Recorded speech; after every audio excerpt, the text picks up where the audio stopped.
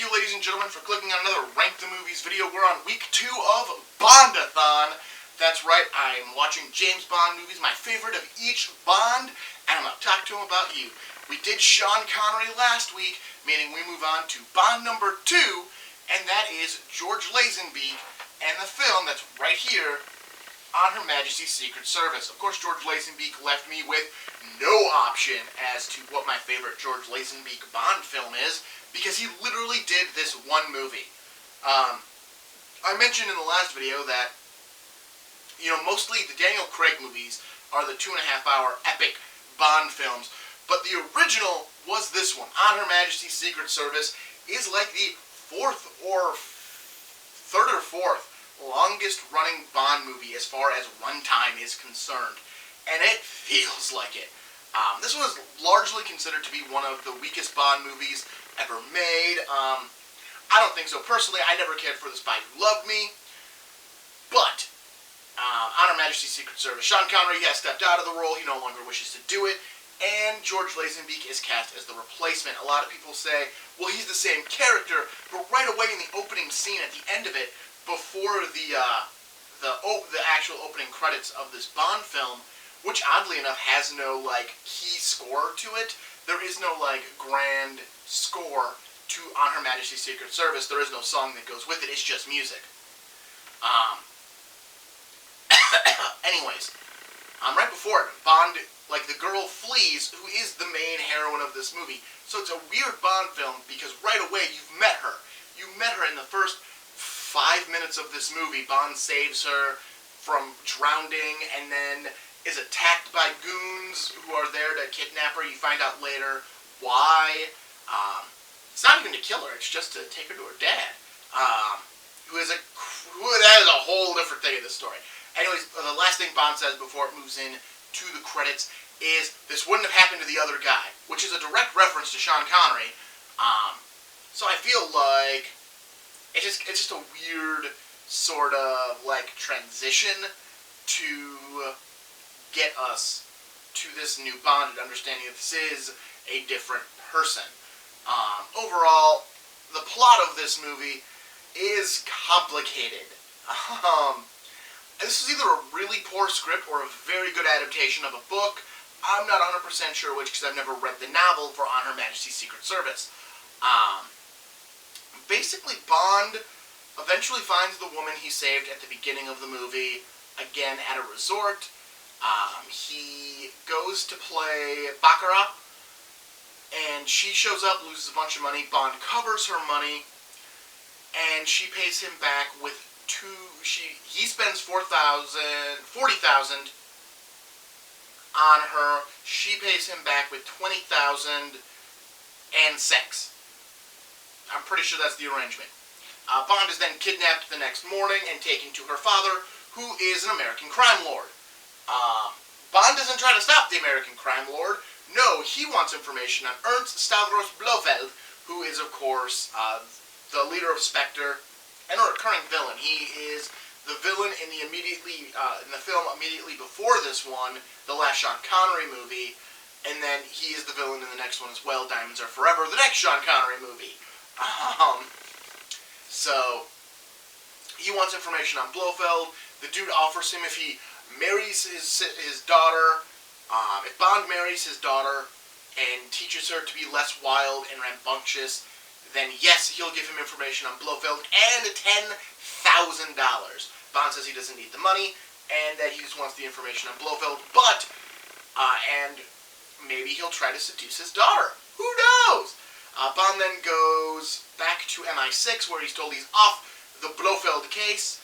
He's not happy, so he requests 2 weeks leave, is given it, and goes out to woo the daughter, who immediately figures out what is going on and tells her father just to give Bond what he wants and give him the information on Blofeld. And he does. Bond follows that information and learns that Blofeld is claiming to be a count and is looking to have that certified by the English government. There's also a romantic scene of him and the love interest woo, and playing on the beach, and like he's falling for her and she's falling for him, and she has a scene that she's falling for him. Then we move into the plot of this movie, where Bond figures out where Blofeld is, poses as a representative of the people who would give him his countship, and goes to his allergy research clinic up in the mountains of Switzerland.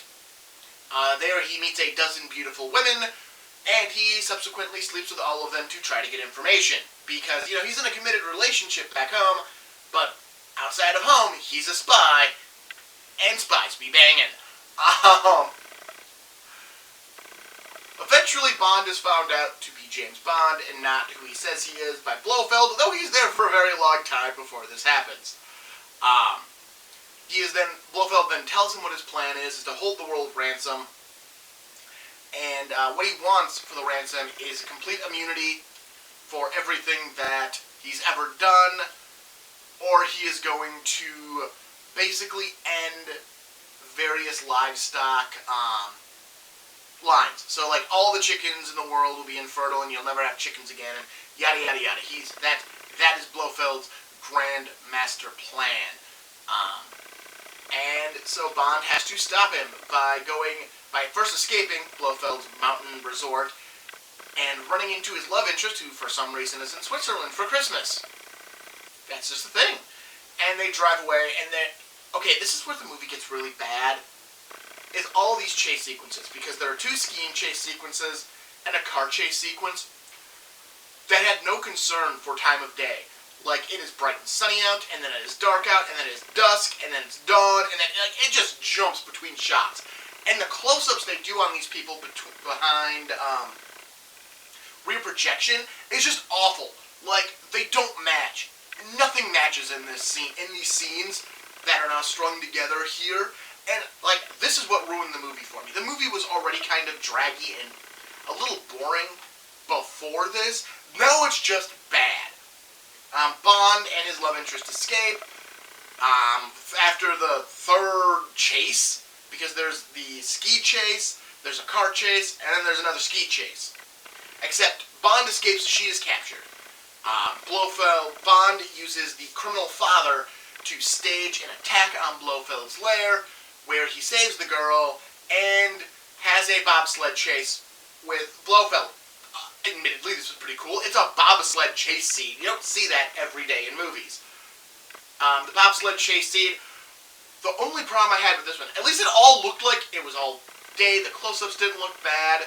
The only problem was, again, the rear projectionist, like, when they're getting out of control, the toboggan's just, like, doing this, and the dude is literally, like, woo, the background, in the close-ups, is spinning around and around and around and around, like, an insane top.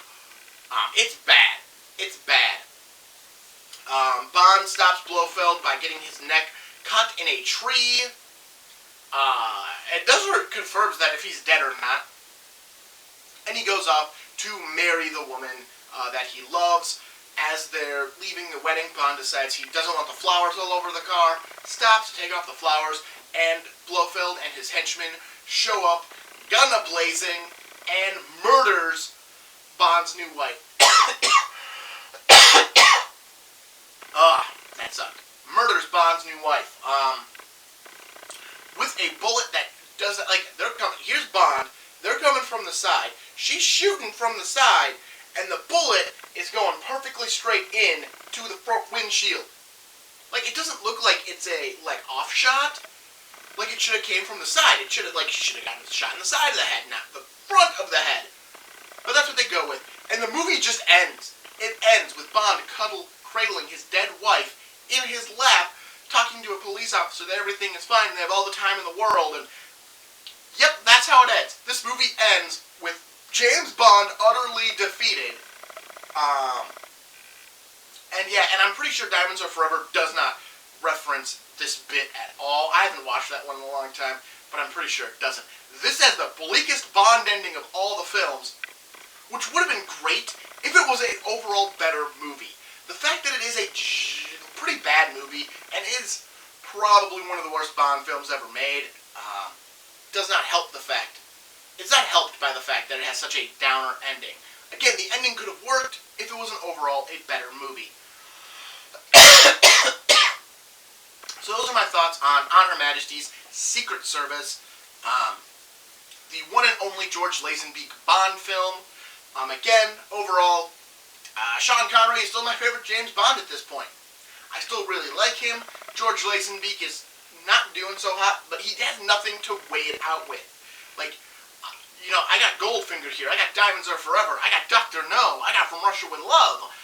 I've got You Only Live Twice, I think is a Connery film. I got all these movies to back me up on Sean Connery.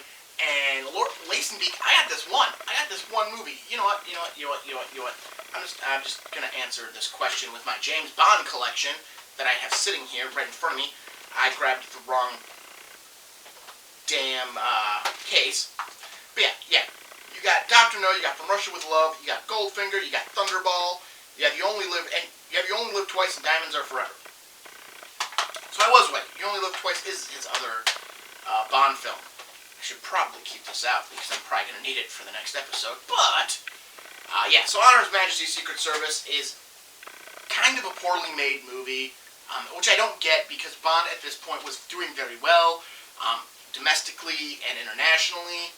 So I don't get it. I don't get why it is such a bad Bond film. Alright, so next week we move on to Roger Moore and his time in the role of James Bond. So tune in next week. Don't forget to like, comment, and subscribe. And I will see you next week. Have a good one.